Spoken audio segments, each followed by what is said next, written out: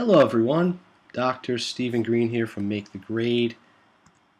I'm going to talk to you today about summer programming, summer academic ideas, things that you can do with your family, you can do with your students, or you can do yourself to keep you sharp, keep you up to date, and really get you ahead of the game for the fall and for the future. Here's a brief list of some of the things you can do. First of all, you can work on math. A lot of people struggle with math. Sometimes in a vacuum, it's easy. If the only class you had was math, you probably wouldn't have as much trouble because you could focus on it. I can talk to you about working with algebra, geometry, the core subjects like that, but also some of the more advanced ones like analysis, pre-calc, calculus, and on the other side, general math and the broader things like that you typically get in middle school or advanced elementary school. Reading. You should always read in the summer. I know people complain, oh, I got to read this book because they give you books you may not like to read. Pick books you like. It doesn't really matter what it is. You should read every day.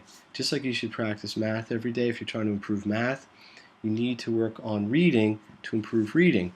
There's specific areas, comprehension, analysis, taking notes about what you read. These are all things you should be working on a daily basis, and somebody like myself can help you. College essays and applications. If you're in this window, in other words, if you're a junior, going to be a senior, you should absolutely be starting to work on your applications in August, and the essays really even before that. This is an area that I do a lot of work with, and it's been very successful over time. Don't put this off. Test prep. This is one of the core curriculums that make the grade. We prep for SATs, ACTs, PSATs. Summer is a great time to do this. Typically, you have a lot less distractions. You have more time to focus on it. Especially if you're going to be a senior, you're coming into your last window to deal with these tests as you're doing your applications. If you're a junior or even going to be a sophomore, you've got the PSAT on the horizon. This is prime time to get that done. SAT, ACT cover all areas of the test: math, reading, writing, essays, science, English, you name it. Fabulous track record there. I'm going to say a little bit immodestly, but it's there. Subject remediation. Let's say you just got done taking biology and it just didn't go the way you wanted to. We can take a look at that, get you firmed up on that, get you strengthened. Same with math, because these subjects carry through into future areas and you're going to need them. So we can go back and take a look at some areas you may have struggled in. I specialize in math and science. We can go from there. The flip side of this, and I'm not even sure this is a word honestly, but I'm going to use it anyway, pre-mediation. Let's look ahead. Let's plan. Quick case study. Last year I had a student came to me. We worked on physics over the summer. We spent about 4 weeks, previewed the class, worked through the textbook, did a bunch of problems. She was so far ahead, we had covered things that got her through past the first quarter of the year.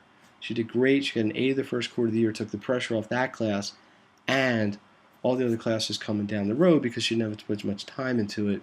And then from there it was just maintenance. Same for math, algebra, geometry, pre-calc, just like the list I had before. Vocabulary development. I don't care if you're 2 or 200, you can always work on a vocabulary. Separately, I have a program for vocabulary development which I can share with you. This is just a matter of doing it. A little bit every day goes a long way. Like that, a little bit every day goes a long way. That's the key to vocabulary.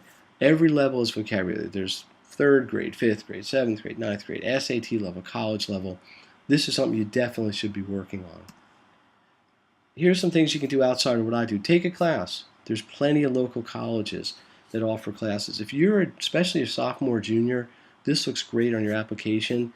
Take a class that you like. It doesn't have to be a super academic one. Just get in the environment. Or go to an academic camp. I get things all the time.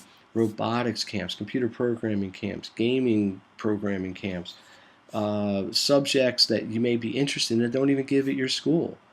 I had a student 2 summers ago that took a class in computer repair, which is something that was interested in them, and they've actually parlayed that into a little part-time business, actually not even so little, where they're fixing people's computers.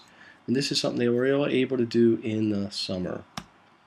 Okay, let's just really quickly talk about how would I set up a program, whether you're coming in for math, test prep, whatever.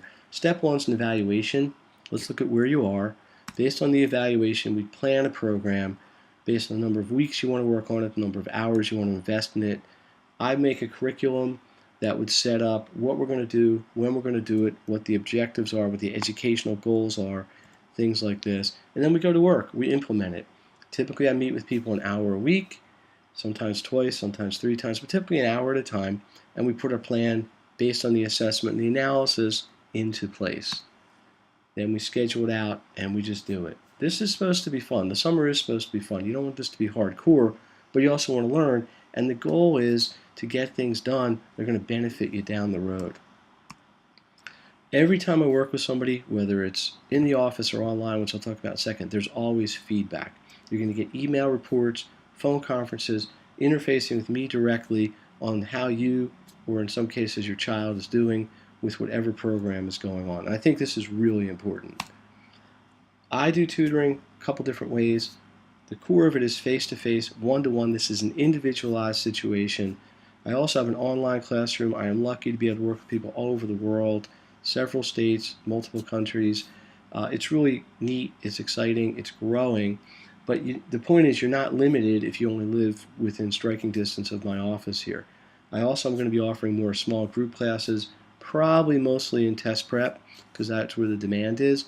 But there's a few other ideas that are out there. Okay, so listen, take some action, schedule now for the summer, plan ahead. I know people have camp and jobs and other things going on, and this is fine. We can work around that. That's one of the beauties, is the flexibility of the summer. I have some advantages to people who are willing to book early in terms of rates, and there's a lot of things I'm going to be giving away over the summer that will help you, even if you're not in the official Make the Grade scheduling queue. Check back with me. I've got all sorts of things you can use, even if you're going to self-direct, to get some of this stuff done. So here's how you reach me. Steve Greene, Make the Grade, 540-TEST, that's the phone number. Here's every conceivable electronic way to get a hold of me. Facebook, Twitter, Instagram, all these things. Hit me up over there. So listen, thank you for listening to this. Give me some feedback. Let me know what you think. Let me know what kind of program I can design to help you or your student succeed. And I'll talk to you soon. Thank you very much.